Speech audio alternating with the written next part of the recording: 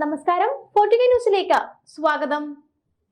നെതന്യാഹുവും Israel സേനയും ഗസയിൽ കൊടും ക്രൂരതകൾ തന്നെയാണ് ആവർത്തിക്കുന്നത്.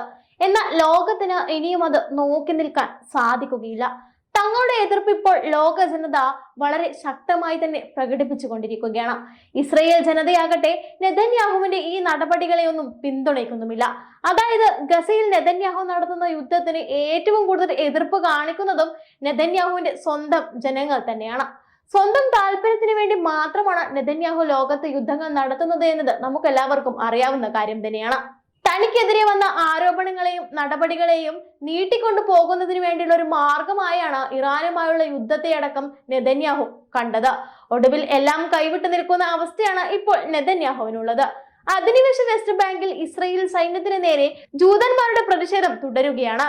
വെസ്റ്റ് ബാങ്കിലെ ബിന്യാമിൻ റീജിയണൽ ബ്രിഗേഡ് സൈനിക കേന്ദ്രത്തിന് മുന്നിൽ ഇന്നലെയും പ്രതിഷേധമുണ്ടായി. ബറ്റാലിയൻ കമാൻഡർ വഞ്ചകനാണ് എന്നതുൾപ്പെടെയുള്ള പ്ലക്കാർഡുകൾ ഉയർത്തിയായിരുന്നു പ്രതിഷേധം. പ്രതിഷേധക്കാർ സൈനിക കേന്ദ്രത്തിലേക്ക് അതിക്രമിച്ചു കടക്കാൻ ശ്രമിക്കുകയും കല്ലേറ് നടത്തുകയും ചെയ്തു. ബിന്യാമിൻ റീജിയണൽ ബ്രിഗേഡ് കമാൻഡർക്ക് നേരെ കഴിഞ്ഞ ദിവസം കുടിയേറ്റ ജൂതന്മാരുടെ ആക്രമണം ഉണ്ടായിരുന്നു. നേരത്തെ ഇസ്രായേൽ സൈന്യത്തിന്റെ വാഹനങ്ങൾ പ്രതിഷേധക്കാർ തീവെച്ച് നശിപ്പിക്കുകയായിരുന്നു. പലസ്തീനിയൻ ഗ്രാമമായ കഫർ മാലിക്കിലേക്ക് പൗരന്മാർ പോകുന്നത് തടയാൻ ശ്രമിക്കുന്നതിനിടെയാണ് ആക്രമണം ഉണ്ടായതെന്നാണ് IDF പറയുന്നത്. ആൾക്കൂട്ടത്തെ സമീപിച്ചപ്പോൾ സൈനികരെ ആക്രമിക്കുകയും സുരക്ഷാ സേനയുടെ വാഹനങ്ങൾ നശിപ്പിക്കുകയും ചെയ്യുകയായിരുന്നു. ആൾക്കൂട്ടത്തെ പിരിച്ചുവിടാനായി 3 തവണ ആകാശത്തിലേക്ക് വെടിവെച്ചു എന്നുമാണ് സൈന്യം അറിയിച്ചത്. ഇത്തരത്തിൽ ജനങ്ങൾ നേരിട്ട് തന്നെ ഇപ്പോൾ ആക്രമണം നടത്തി തുടങ്ങിയിരിക്കുകയാണ്. എന്നാൽ പ്രതിഷേധം ഇസ്രായേലിൽ മാത്രമല്ല മറ്റു രാജ്യങ്ങളിലും ആളിക്കത്തിക്കൊണ്ടിരിക്കുകയാണ്. ലോക രാജ്യങ്ങളെല്ലാം തന്നെ പലസ്തീൻ ഐക്യദാർഢ്യം പ്രഖ്യാപിച്ചു വന്നതോടെ ഒറ്റപ്പെട്ടിരിക്കുകയാണ് ഇപ്പോൾ നെതന്യാഹു. ഇപ്പോഴിതാ അർജന്റീനയിൽ ക്ലബ് ഫുട്ബോൾ മത്സരത്തിന് മുമ്പായി പലസ്തീൻ പതാക ഏന്തിയും ഇസ്രായേലിന്റെ കൊടിവെച്ച ശവമഞ്ചം ഏന്തിയുമായിരുന്നു ആരാധകരുടെ പ്രകടനം ഉണ്ടായത്. ജൂതരുടെ പിന്തുണയുള്ള ക്ലബ് അറ്റ്ലാൻ ടീമിനെതിരായ മത്സരത്തിന് മുമ്പ് അത്ലറ്റിക്കോ ഓൾ ബോയ്സ് ക്ലബിന്റെ ആരാധകരാണ് പ്രകടനം നടത്തിയത്. സ്വതന്ത്ര പലസ്തീൻ എന്നെഴുതിയ ലഘുലേഖനങ്ങളും ഇവർ വിതരണം ചെയ്തു.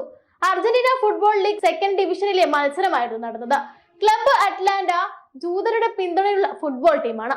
മത്സരത്തിന് മുന്നോടിയായി എതിരാളികളായ അത്ലറ്റിക്കോ ഓൾ ബോയ്സ് ക്ലബിന്റെ ആരാധകർ വലിയ പ്രകടനങ്ങളാണ് സംഘടിപ്പിച്ചത്. ഇതിലാണ് പലസ്തീൻ പതാകകൾ ഉയർന്നത്. മാൽവിന സ്റ്റേഡിയത്തിന് പുറത്ത് ശവപ്പെട്ടിയിൽ ഇസ്രായേലിന്റെ പതാക പതിച്ച് പ്രകടനം നടത്തുകയും ചെയ്തു.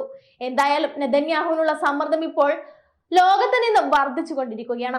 അതുകൊണ്ട് തന്നെയാണ് വെടിനിർത്തൽ എന്ന തീരുമാനത്തിലേക്ക് നെതന്യാഹു ഇപ്പോൾ എത്തുന്നതും. അർജന്റീനയിൽ നടന്ന പ്രതിഷേധത്തിന്റെ വീഡിയോ ദൃശ്യങ്ങൾ ഇതാ.